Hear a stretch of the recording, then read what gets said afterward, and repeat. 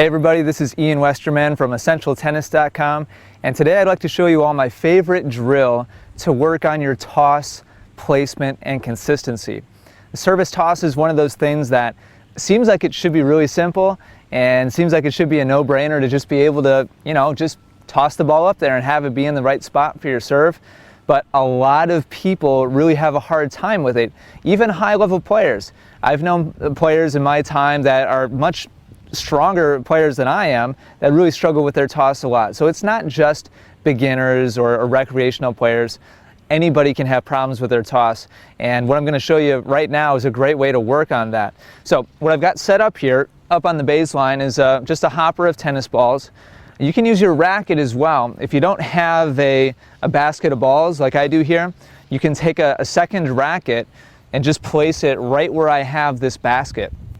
And that is just in front of the baseline. I have the edge of the basket right on the front edge of the baseline, and I'm going to position myself next to the basket. Please keep in mind I'm left-handed, a little bit to the right of the basket, and obviously I'm going to stand just behind the baseline so that I don't practice foot faulting. If you're a right-handed player, you'll set yourself up the same way, but on the other side of the basket. So just a little bit to the left of the basket with your lead foot.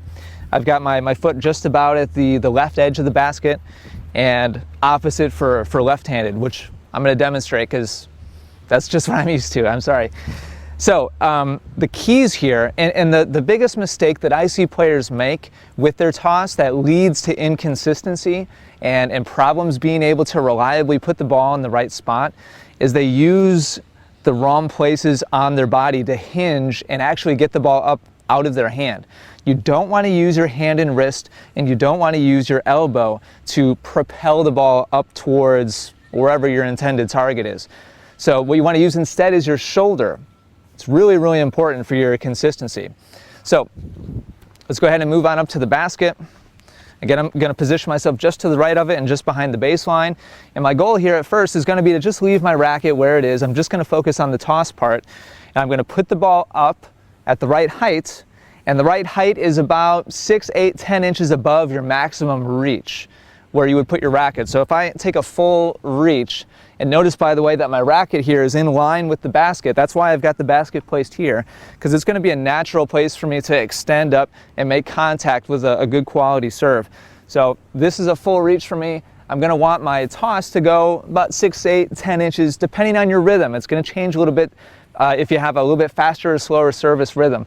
Keep that in mind, but somewhere around there. You're going to want it to be at least a little higher than your top reach, obviously.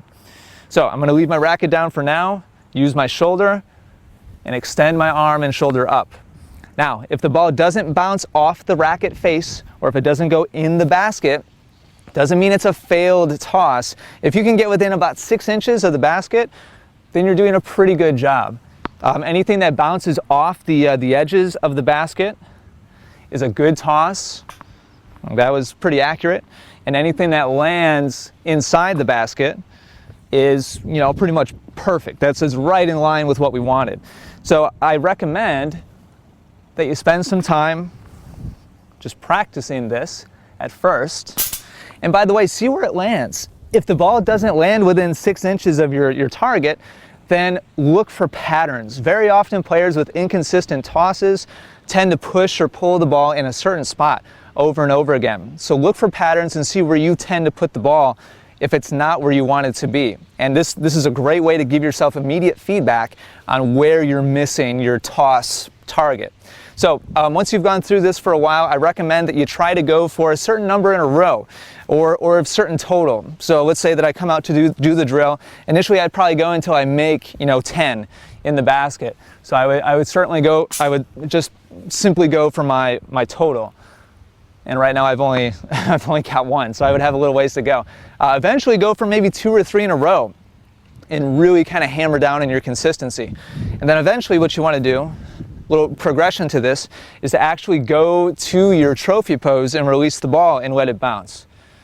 So go back, go into your trophy pose, and let the ball fall and go for your target. So you'll actually bend, go into your tilt with your shoulders, and turn your body back, all the good elements of a trophy pose, and let the ball fall.